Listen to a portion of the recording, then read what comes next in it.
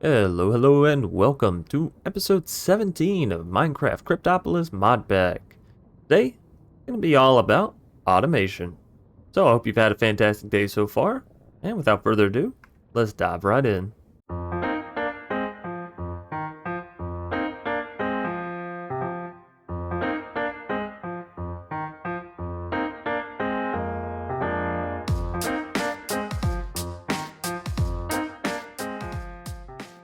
Now, the goal for today is to basically catch all up on this big wall behind me. The wall of materials, as we'll call it. Essentially, we've been going through and making things fully automated. That way, when it comes time for the end, we're not scrambling to do all of this then, because we have the power to do it now. Sure, using automated crafting through AE can make some of it easier, or maybe not easier, I don't know. But we're also going to need a lot of these materials progressing forward, and rather than continuously going and making them individually, I just figured, you know what? Let's automate it. We're going to have an automation episode, so I guess we'll start where I started, which is with steel. Now, the reason I started with steel as far as automation goes is because, well, you need a whole lot of machine frames in order to make a whole lot of thermal machines for the automation. You could go through Create or Immersive if you really want to, but for the sake of size and time, we went with thermal. So, we're going to dive into this first contraption, which looks rather complicated, but really, it's not that bad. So we'll start with the first machine in the process, and that is going to be this pyrolyzer. Now, this is a new machine, but it's not difficult to make. You need nether bricks, a machine frame, blaze rod, constantan, and redstone flux. We've covered all of this except for nether bricks, but nether bricks are really easy. You can put netherrack into a furnace, and this is vanilla, right? Or you can turn regular bricks in the alchemy table. There's other ways, yeah, you can haunt it, whatever. You know, there's multiple ways to get this. It's not that difficult. So, pyrolyzer, really easy. What we have then on top of the pyrolyzer here is an ender drawer with the same frequency as this ender drawer right here, which, as y'all remember, is already set up on automation down below, which that area looks a little bit different, but essentially, yeah, we have automatic coal coming from down there, which I believe we introduced in the last episode. So yeah, there is, oh, hair in my eye. There is that. So that gets us our coal here, and then basically we just created another ender drawer and linked it to the same thing and threw it up top. So the pyrolyzer has coal coming in from the top. What this coal produces is coke, which of course you need coke for steel, and tar, and creosote. Obviously, this is a whole lot of stuff, and we only need the one item from it, but luckily it has a 100% chance. Every piece of coal turns into coke. And of course, if you wanted to, you could augment each one of these machines, right, with integral components, or with the, is it the auxiliary? No, this for dynamos.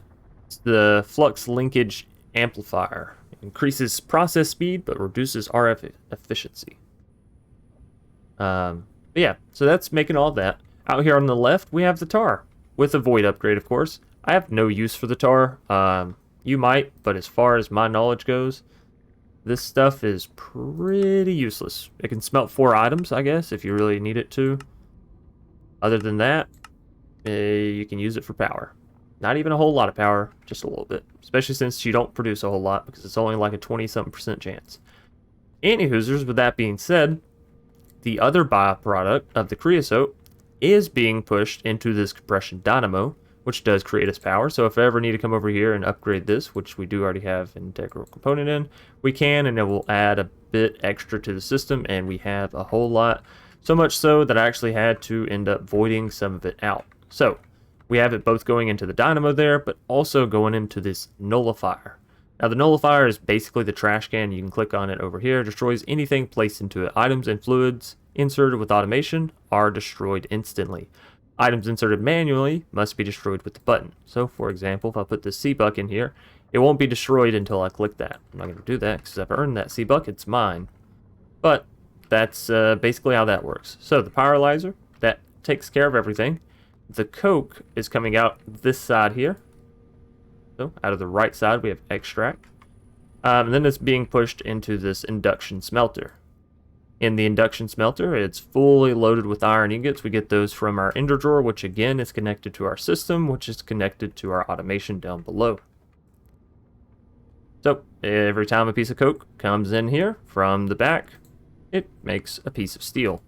Piece of steel then gets sent out on the left side here, so right here, to another ender drawer, which you guessed it, goes back down into our system, right here on the back. Now, I suppose we could have had it sent into this ender chest. Uh-oh. Uh-oh. Speaking of ender chest, that one needs a little bit of help. Hold on. Gotta get a pipe upgrade going, so we'll just get one of these. Those. We might need some more blocks of redstone. And that. And this should handle everything being exported. I had a feeling this would happen. There we go. Alright. Anywho, so yeah, the steel goes in here. We have it linked to an ender drawer on the back side, right here, with the pusher upgrade, pushing items into this drawer. This drawer is then set up with our actual storage controller and has a void upgrade on it, which I should probably also put at least a bronze upgrade on all these, because 2,000 items is not a whole lot. These have 8,000 and they can only use utility, so I'm not too concerned with that. But everything else, like the redstone, we went ahead and put an upgrade on, which I'm glad I did, because yeah, that one's going through rather quickly. But yeah, that was our first automation bit, and it was really nice because it meant from there on out we basically had all the materials that we needed to create, you know, more machine frames for more automation. The only one that I didn't get set up was sand into glass, but you can do that in like massive portions anyways, so it's fine. Now we'll move on to the next things that we automated, which last episode we did the Fluix Crystal, Substrate, and the Certs Quartz. So obviously those are all already good to go. So next we will look at these top materials right here. We've not done the rainbow shard over here yet. Figured maybe we can do that on camera today, or you know, maybe I'll just do it in the future. I'm not sure. So yeah, we have gold shard, osmium, silver, and uranium. And all these are having their contents exported right through the bottom and into this ender chest, which is marked red. Now, one thing that I've discovered is the vanilla ender chest, and I think I made this mistake earlier in the series here. I tried to use a vanilla ender chest to extract or import into this one right here. Don't use that one. Use this one from ender storage. This is the one that you want for automation. So essentially the way it works is very similar to the ender tank. The top dye color corresponds with the ender chest. So for example, if this was white, white, white, then the ender chest that it would set up to would also need to be white, white, white. And every single ender chest in the entire world or across dimensions that was white, white, white would have the same contents as the original, or all of them, right? So this is red, white, white, essentially as its code, right? And it's basically just importing all 4 of these shards. Now, these shards are going down into this ender chest. See? Well, it's kind of hard to read because they're being exported so quickly, but still. Then we go into a new mod. Now, I say new, don't worry, don't get your underwear in a bunch here. It's really not that difficult to make these things. It's Laser IO, which is a mod made by Direwolf. It's a fairly new mod as far as, you know, modded things in the community goes. But it's really, really useful and effective. He does have a full-blown mod breakdown on his channel. If you're interested, I'll give a little bit of a bastardized introduction to it, right, so to speak. So we have these laser nodes, which kind of act like our item terminals. And it has all sides, right, up, down, north, south, west, and east. That's a weird, you know, setup there. You would think that it would go in the classical cycle. Anyways, it doesn't matter. So basically this thing reads all sides and allows you to import, export, you name it, insert, extract, whatever. So essentially, and if you ever get confused about it, you can also look at the laser. The laser goes in the direction that the items go in, right? So this laser is going from the chest into the node. This laser going from the node into the storage controller. That makes sense? So basically we have all of those shards being pumped down here and through the laser node into a storage controller. We could also just use a pipe here. Just so everyone's completely clear on this. If we wanted to, we could literally just use this item pipe here. I got into laser IO just to test it out. So if you're like, Chance, I don't want to do all that, break that, use the same old item pipes that you've been using because they work, right? Throw an upgrade on it, I'm sure, because you probably need one. But everything would work the exact same. So you don't actually need that at all. Nonetheless, that storage drawer is set up to these 4 drawers here, right? Or sorry, that storage controller. I said storage drawer. That storage controller is set up to these 4 drawers here. And then essentially we just have them locked, so that way uranium will never go in silver, silver will never go in gold, and you know, all around. Underneath this, we have pulverizers, right? Because if you put the shards into a pulverizer, you get the dust form, which I don't think, yeah, it's being extracted too quickly. But and basically what you can do, you can hit U on any of the shards, and if you're trying to figure out how do I get to that, just click on the different tabs. There we go. Uranium turns into uranium grit, which also has a 10% chance of getting additional, right? And you can boost this if you want to put basalts or flint in the bottom. We don't care about all that. We have it automated. We have infinite. Doesn't matter. And then we basically just have a pulverizer under each one. Now, for your pulverizers, you will want to face them a different direction than your induction smelters on this side, which we'll get into. But essentially, you can't extract, import out of the face. The only portion on a thermal machine that you cannot do anything with is the face. So, leave the face alone. Now, all this is being powered from a flux point down here, and then we have energy cables running to all the machines. And I believe, yeah, we also have an advanced pipe upgrade. So you'll want to do these advanced pipe upgrades because they change it from extracting, I think it's like 256 Fe per tick to, well, as you can see there, 32,000, which you'll never need, right? Well, hopefully you'll never need. So that powers literally every machine here.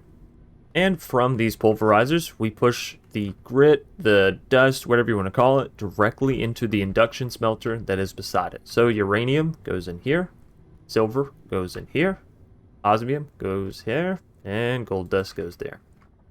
Now, and the reason some of them are at different times is because silver actually gets processed faster in these machines, and gold gets processed slower. Anyways, after that, we're pulling all of the final products, right? The uranium ingot, the silver ingot, the gold ingot, all this good stuff. And we're pushing it directly into another ender chest with a different color coding, right? This ender chest has one cyan. So this is one red, this is one cyan, so their contents completely different. From that ender chest, we bring it all the way up here to the great material wall. And then we have this ender chest just extracting items. Again, we could use an item node here from Laser IO if we want to. We just went with the pipe upgrade because it was easy. But this is essentially pumping every item that gets put into this chest directly into our drawer controller. And of course, the drawer controller is set up on the Great Wall of Materials. So, that is literally 4 items knocked out as far as automation goes. If you need to pause the video, if you need to rewind, feel free to. But that is that, all done. Next up, I believe I moved on to redstone because I was like, man, it's not difficult to craft. You know, you can go get it in massive batches and come back and create a ton of it and throw it in the crusher or whatever. But I got really tired of that. Call me lazy, but I did. So what we did was set up a ender chest specifically for redstone. And we'll get into why it has a laser node on the back here in a minute. But yeah, so essentially, redstone shards being extracted right up top. Just immediately, this is thermal, no need for wiring or any of that. Then we have that, which this ender chest is the white, white, white code. We have this being sent up to our immersive, our immersive crusher. So, everything goes in, comes out of the ender chest, and we're good to go. Now, this ender chest is the cyan marking. So, of course, all the contents that go through the crusher and into the chest go back into our great wall material whole setup. So that's how we're able to get redstone right down here. Next, we'll talk about glowstone simply because it is attached to redstone, but that is not the one that came next, just as a little heads up. What we have here is more laser node stuff, just because this actually does make sense. I don't want it to go into the rest of this pipe system, and it allows me to filter, so it's all good. Essentially, extracting upwards with our glowstone shards, so glowstone goes up, which looks like...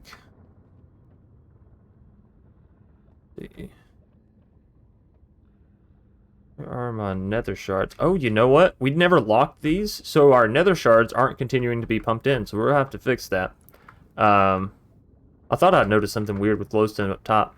But yeah, let's see. Zinc. Which one got copied? This? 10 shards? Alright, alright. Let me find one. This is good, though. Y'all get to see me problem solve. No, that's rainbow. We need nether. There we are. Essentially what we'll want to do is pop all these out.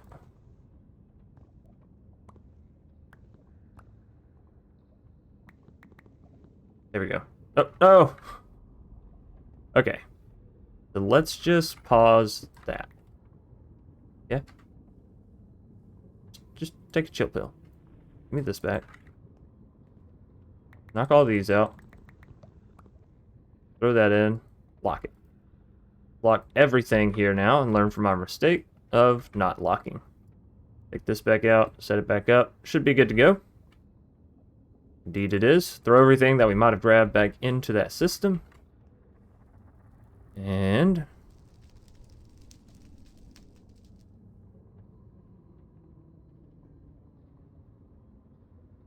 we need to eat something. Well, I guess I do have the old classic fungus salad. Let's see, did this ever get any new items? Or are they getting consumed before then? We may have to set up a whole nother nether shard operation here.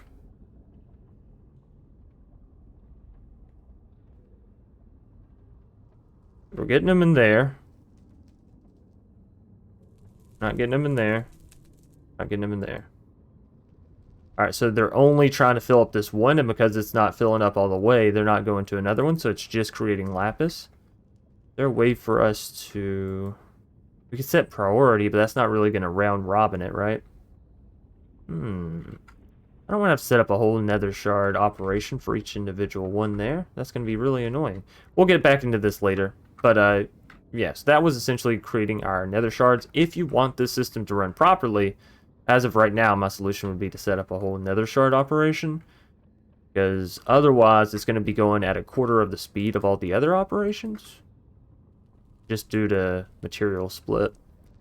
And again, if we wanted to, so this has a priority of 0, this has a priority of 1, has a priority of 0. So 1, priority of 1. Should start sending everything into the one with 0 now. Or no, because it's still trying to fill this up. That doesn't make any sense. If you increase the priority here, then this should be first, right? Because it's 0.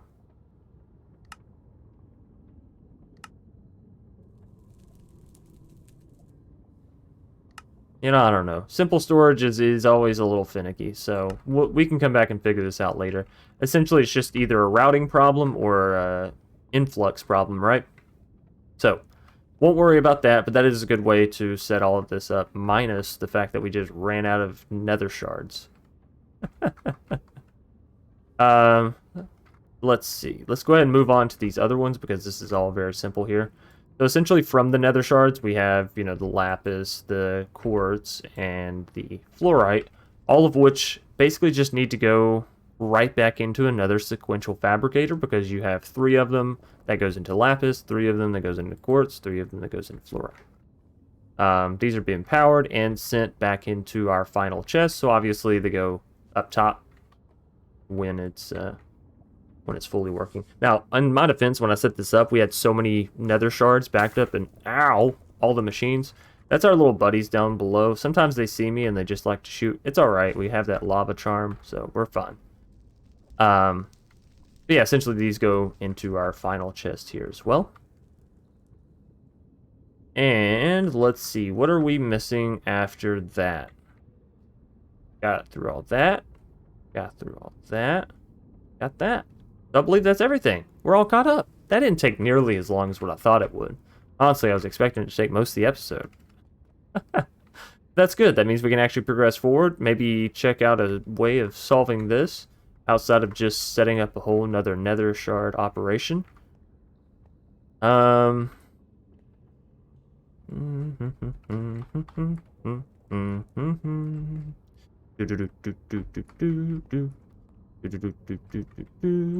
I do know a way. I know a really semi-simple way.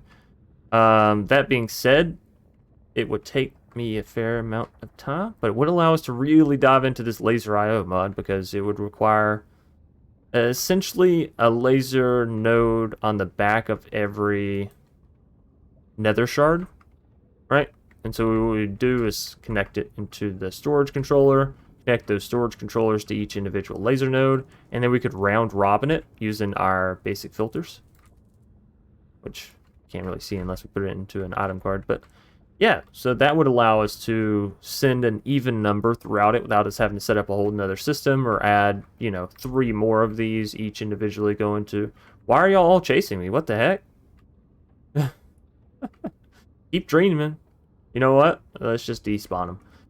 So yeah, that would actually work if we want to go and set that up. We also don't have diamonds, emeralds, and netherite set up from this machine. So if we want to do that, I guess we could do that as well. And that should be fairly simple. We have our centrifugal separator here. And we will need to run that more than likely into a new little setup. We're going to keep using this base platform. This was one of the, the towers. I just sort of added some blocks up top to make it look fleshed out. Okay, so let's see. Grab some of these. Let's place down our separator and show the recipes. Can I get to it quickly? Sure. So what we need the separator for is we can put the rainbow shard in here, and it has a 30% chance of creating each of our individual shards here. Each of these shards can then, one thing I kind of dislike, there's not a tab up here for the sequential fabricator. So if you don't know what it is and know what it does, then you just don't know. But yeah, it essentially does what we're looking at here with the automated shape crafting, as y'all have seen. Just allows us to auto output. So from this centrifugal separator, we would need a way to separate essentially the 3 shards, or we could just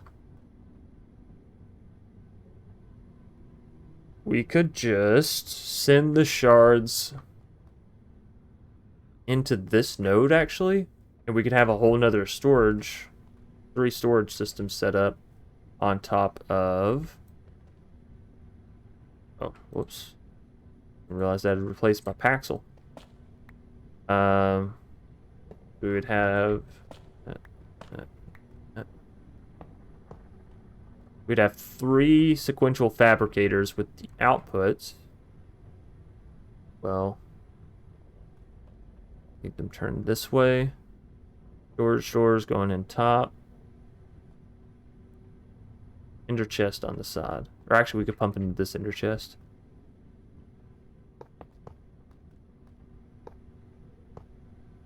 Like that. Okay.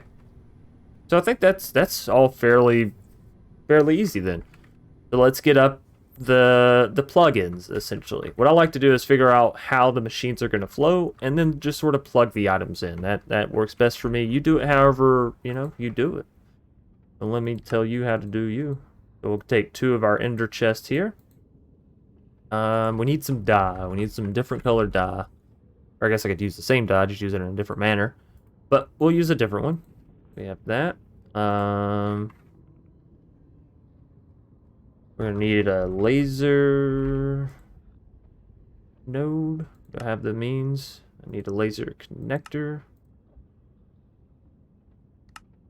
And these laser connectors, the whole thing that revolves with the laser IO, these raw logic chips, which are not difficult to create. Block of quartz, redstone, gold, clay ball, which clay we should probably get into maybe automating that.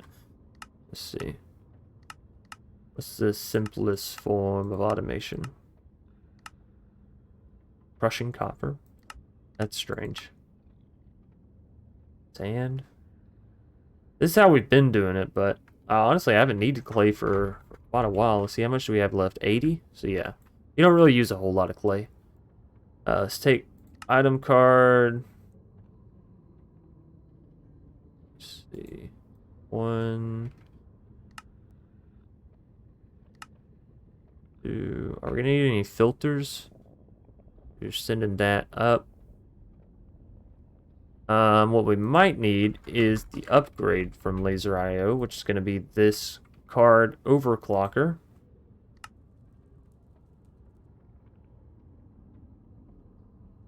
Okay.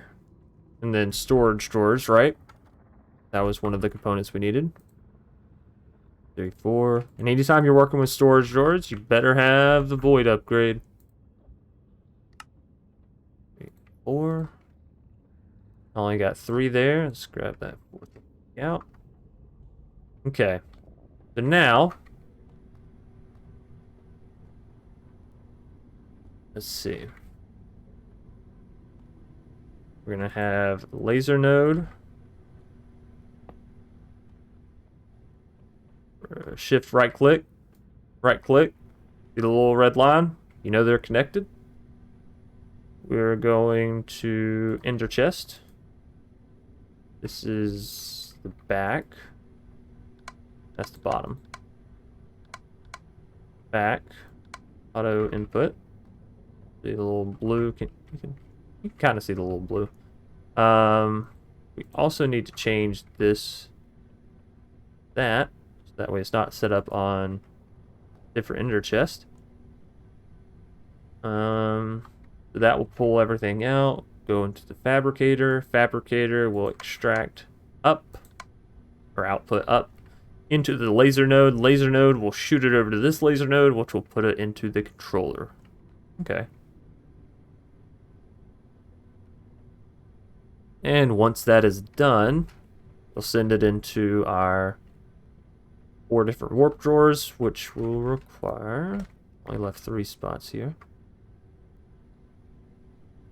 Is it 4? No, it's only 3. I don't know why I have 4 storage drawers. We only need 3. And then 3 sequential fabricators, right? So let's go ahead and build those as well. So we're going to need 6 copper gears. Right? What else? 6. No, just 3 of those, because halved. 1, 2, 3. And we are good to go. Hopefully we don't start draining power too much from our system here. 2, 3. Oh, shucks, I already had 3. And you know what? I bet those 3 were... Oh no, Chance, what have you done? Yeah, these 3 were... I'd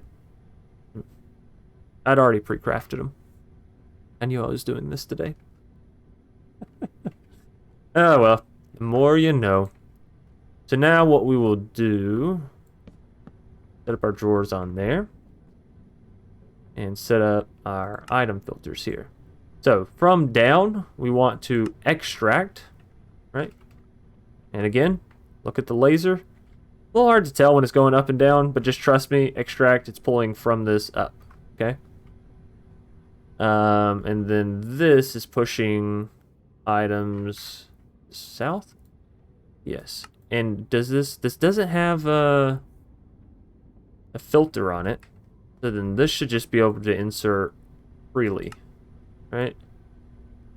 And we actually, you know what, we might not even need this upgrade here, because this can go up to 8 items just without an upgrade. So if you're curious about the card overclocker though, you put 1 in, it essentially allows you to go up by a certain amount here. If you put 4 in, you can go all the way up to 64 items. You can go all the way down to 1 tick. So 64 items every tick is obviously really fast. If you take them out, it does go back to 8 and 20, which again is fine. And the system that I was talking about earlier, you see these have a round robin option, which essentially says place one item in one chest, then move to the next, place an item there, move to the next, place an item there, and when you get done with all of the chests, start back over, right? That's what a round robin is. So okay, it's pulling up, pushing in. What we'll want to do is, nope, not that actually. I had a feeling this was going to happen. We're going to go get our shards, our individual shards from that. So we'll need, well, yeah, basically just a full stack. And then we can just change these in here, right? Yeah, so we'll need ancient debris shard, need diamond shard, we'll need emerald shard. And then we'll want to lock it. Pop it, lock it, drop it, lock it. That, lock. That, lock. That, lock. Alright. And that is all done. We can probably just throw this stuff back into the... No? Oh, this is because these are ingots. Oh, how did ingots get in here? What? Oh, snap.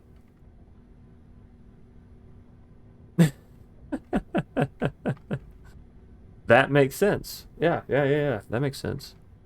I was like, where are you coming from? Where did you come from? Where did you go? Where'd you come from? Cotton Eye Joe.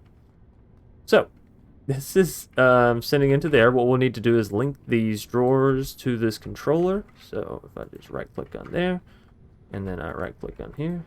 Oh, hold on. That in there. Now, when we do send items into here, you know, the nether quartz, the diamond shards, all that stuff, they should pop out over here.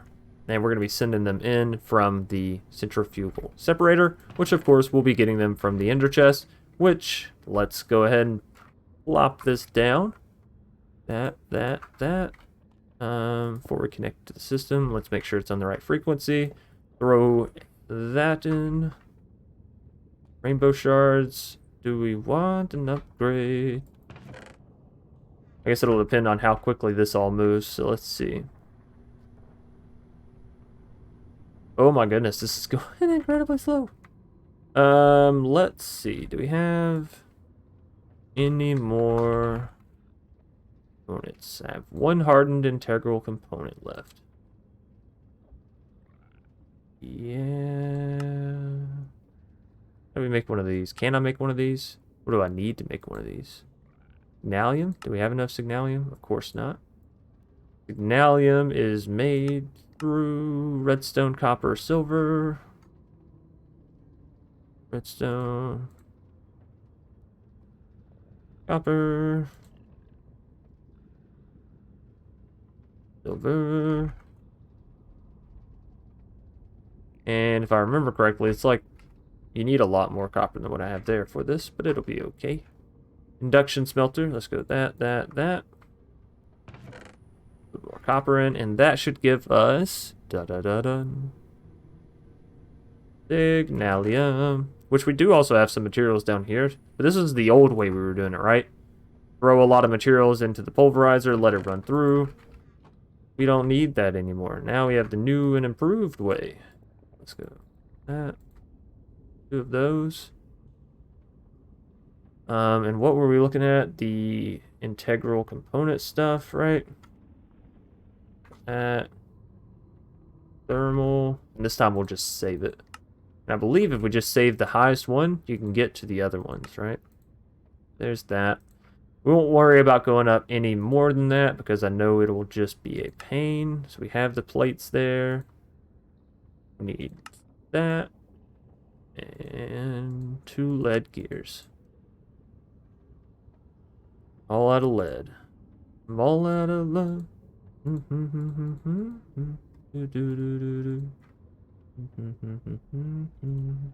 No? Nobody? Wait, shouldn't lead be automated though? Hold on. Is lead not on the Great Wall of Automation? No. How the heck do we get lead? Where does lead come from? Lead dust? Lead shard? My golly, did I just not set this up? Oh, right. No, we haven't set up any of the aluminum, tin, or lead. Okay, so it's just within that small batch. But essentially, the aluminum, tin, and lead are going to be set up just like this system right here with the gold and osmium, silver, uranium, all that stuff, because they have to go into a crusher in order to give you the material, which you can then smelt. So, yeah, that kind of makes sense. Anyways, just back to our original machine here. Let's throw that on. Let's throw that in. Let's see what the production rate is. 120% or 120 RF. It's still kind of going slow. But it is being extracted and inserted. Alrighty, so that is working fully. And when it goes through... Okay, so 2, 2, 2. Then what we'll need to do... Well, I actually need 3 shards, so if you could work a little bit faster. See, which one's going to hit 3 first? Will it be the debris, the diamond, or the emerald? Close race, ladies and gentlemen. Anybody? Oh, it's the diamond. Okay. So then we come down to the sequential fabricator. I guess we could have literally just used one. And we click on the recipe that we want. Same thing here. Which, let's test this out. So we take one. Oh yeah, you can just click it on each. Okay. So, netherite scrap. And 2, 3. Emerald. We should then be able to just throw this stuff back into our drawer. Alright, so with all these being correct, what we can do is pull, auto, bam. And it's off. Same thing. Pull, auto, and it's off. Pull, auto, off. Or, you know what I mean. Now, if we're looking at the sequential fabricators, all of them are facing back. So what we'll do is output, export out the side, export out the side, and export out the side. Now, you don't have to set those to auto export if you don't want to, or auto output, whatever. You can just click the pipes, because the pipes will auto pull. So all that's being sent back into our main chest, which should go right up top here. And yeah, since we don't have a drawer for these yet, I'm not going to have anywhere to be. So we'll go emerald, diamond, and netherite. And all these should already be set up on the drawer, I'm pretty sure. Let's see. Right click. Yeah. So now, as that makes more and more and more, they'll go up top here. Which obviously, as we saw, it's going to take it quite a bit there because it has to go through the centrifugal separator and then on to the actual crafting. I was hoping to see at least one come through here. That's usually how I know the system is working. That's kind of why I thought glowstone and all that was working, because obviously we have 2,000 glowstone, so it's not like we were really lagging behind on that, right? I'm not seeing any updates here. I need to go pop my head back down and make sure. Huh? Let's see. 0, 0, 0, 1, 2, 0.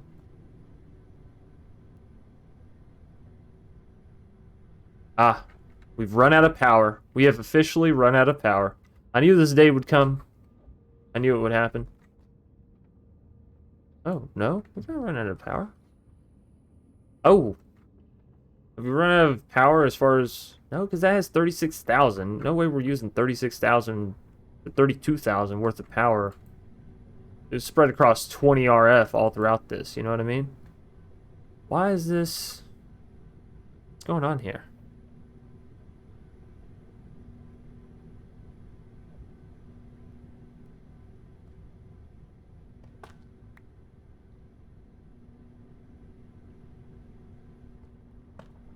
Excuse me. What?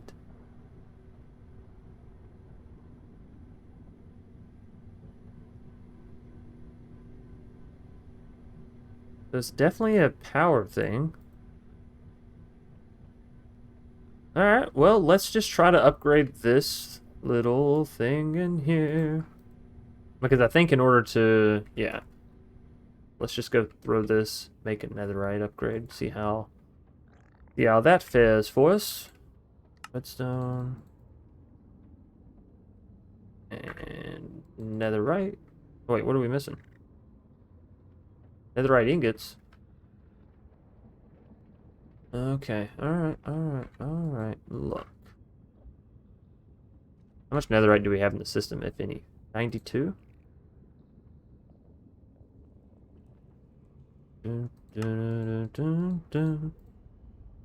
Okay, so that works. And then, there we are. Let's go see if this solves our problem. If not, you know, I'm not sure. Alright. Willis, that's the highest upgrade we got. 32. Wait a minute. Is this bypass limit?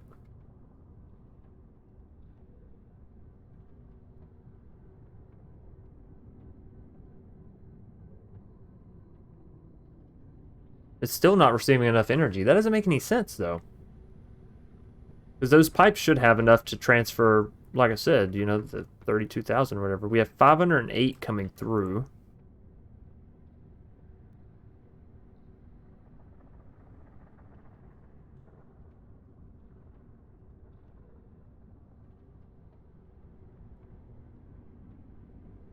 And how much does this use? 120. Something's wrong with this. Something's causing this to lag out.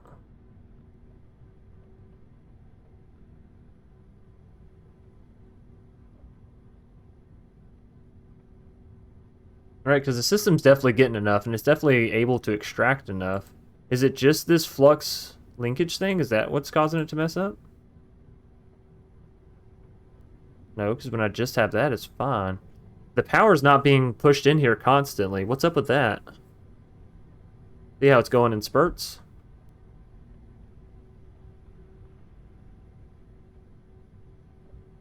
That shouldn't be the case unless we were running out of power.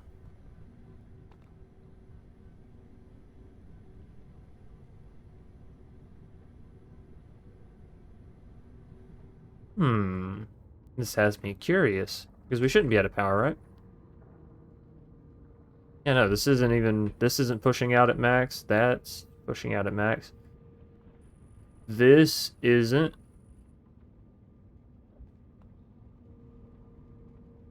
This isn't. Yeah, so we still have a lot more power that we can push. Is it the flux point? Do I need to get another flux point? But it says these should be able to transfer, like, ridiculous amounts, right?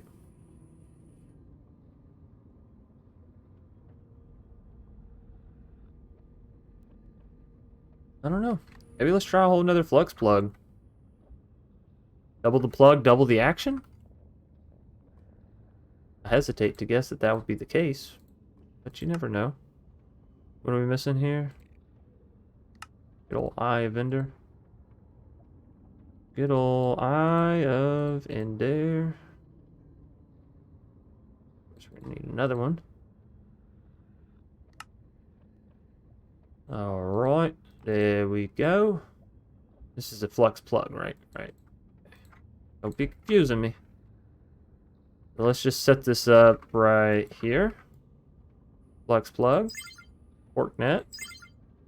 Bypass limit. There's going to be something really simple in all this that I'm just missing, because that's just the way it goes sometimes.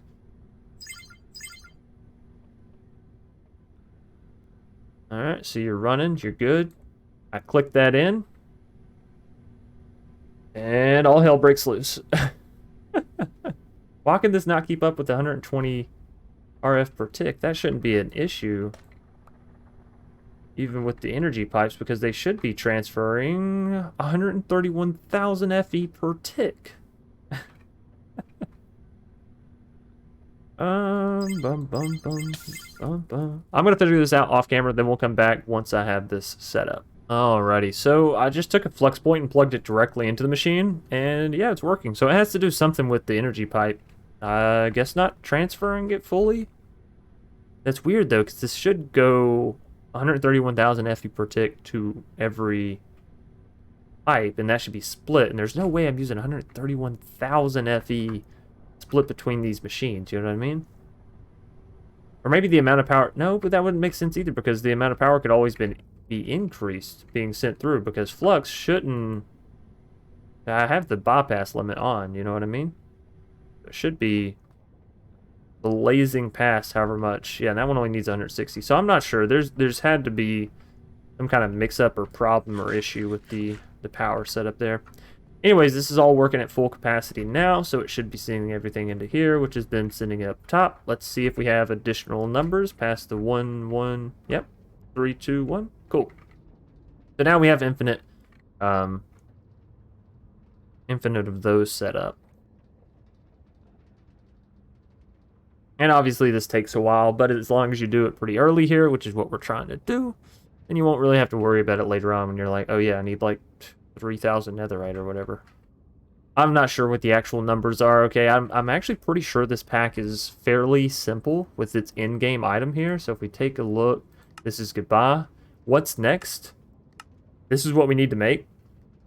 It kind of looks like a lot, but it's really not. Most of what's in here is the scorched stone and scorched netherite. That is like 90% of it.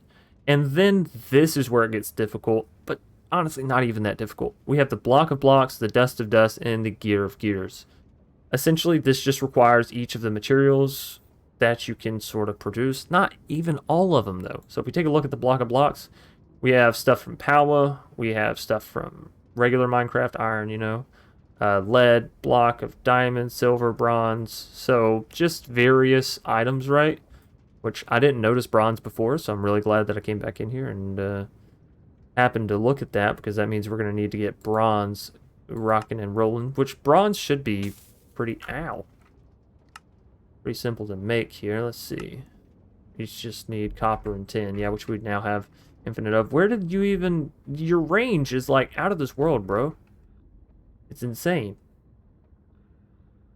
Bro. Don't ask me.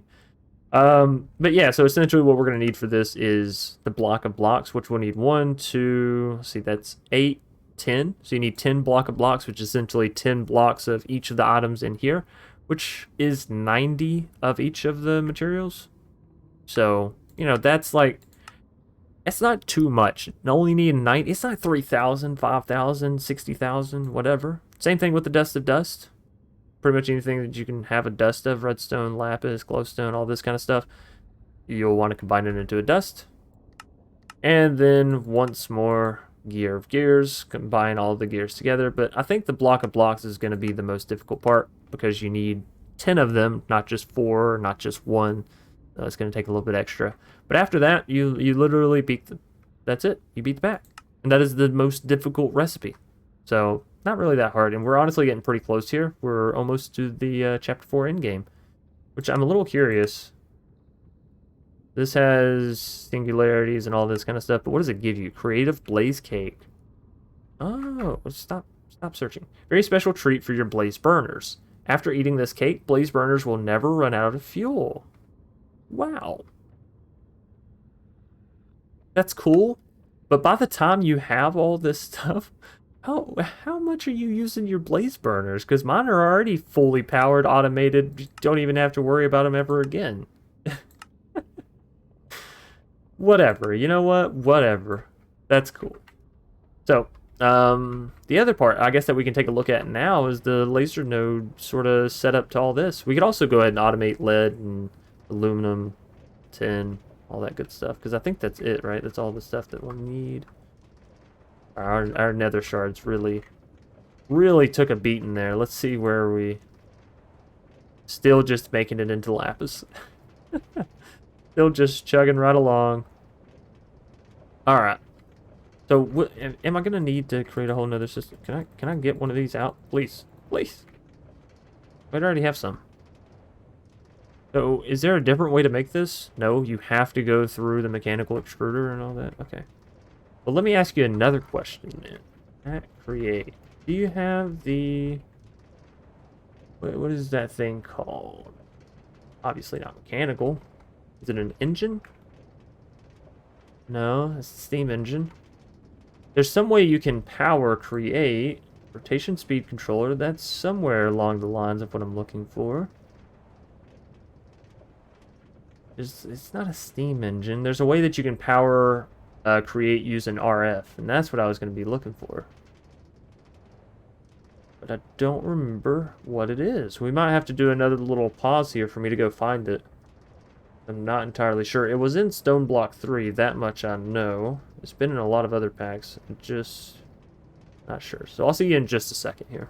Alrighty, so I found it not very much later, and it is this, the electric motor. With the electric motor, we can essentially power all of our create stuff using just RF, which is really nice, right? Because we don't have to set up the whole systems for it. This requires brass sheets, copper spools, iron rod, capacitor, and andesite alloy.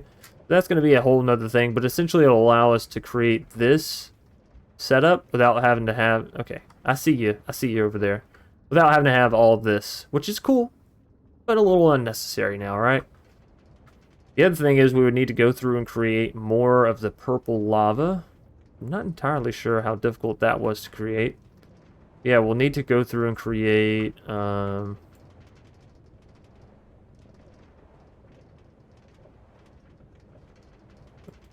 that 3 there. I feel like we're missing some. What all can nether shards turn into? 1, 2, 3, 4, and 5. So yeah, we would need 5 total being pumped into this system.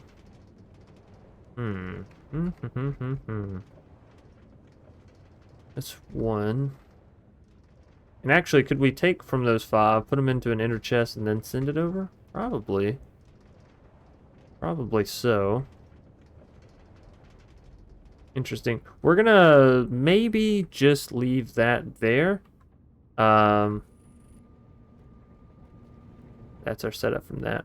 So I think we're all caught up as far as automation goes. The only thing that we really need to do now is finish doing the redstone lapis setup, right? Making sure we have enough going in there, which will require more igneous extruders, all this kind of stuff down below. Not too big of a problem, just gonna require some like back and forthness with the materials. And honestly, this system is a little messy anyway, so getting rid of that probably wouldn't be a bad idea. Not really going to lag out the system because our computer's fine, it can handle it, but it doesn't look good. And if you're playing on a server, I certainly don't recommend using simple storage as much as what I have. If you're playing on a server, definitely use the laser nodes, actually. They should be much more lag-friendly, right? Yeah, ladies and gentlemen, like I said, this was basically just an update video, an automation video, taking you through everything that I've done thus far and sort of showing you the processes that I've gone through. That doesn't mean you have to do this, right? You can create steel automatically through immersive engineering. Like I said, if you want to get into the improved blast furnace, you can automate, you know, this whole process where you had steel and iron and all that kind of stuff going through. You can do it that way if you want to. I try to go for the smallest setups. Call me lazy, call me simple, whatever. Call me baby. It works, you know. Sometimes we've seen. Sometimes it works. Sometimes I have to go back and edit it. A lot of the times I have to go back and edit it. But hey, that's all part of modded Minecraft, right? Problem solving. So once again, I want to say thank you all so very much for having joined me on this episode. As per the usual, if you did enjoy, be sure to leave a like down below. Comment in the comment section. Of course, subscribe for more awesome content from yours truly. It does truly help the channel, as well as tell YouTube, like, hey, even if the algorithm's being off, maybe every once in a while, toss this guy's videos out for me. Now, all that being said, of course, stay safe, stay awesome, stay crafting, you beautiful, beautiful people. We are nearing the end of this pack. If you have some suggestions for what you think the next pack should be, or what you might want to see for the next pack, be sure to start leaving them down below. I have a couple of ideas, but of course, I'm very susceptible to opinions, or to suggestions. There we go. So yeah, take it easy, everybody. As per the usual, stay safe, all that good stuff. And until next time, peace out.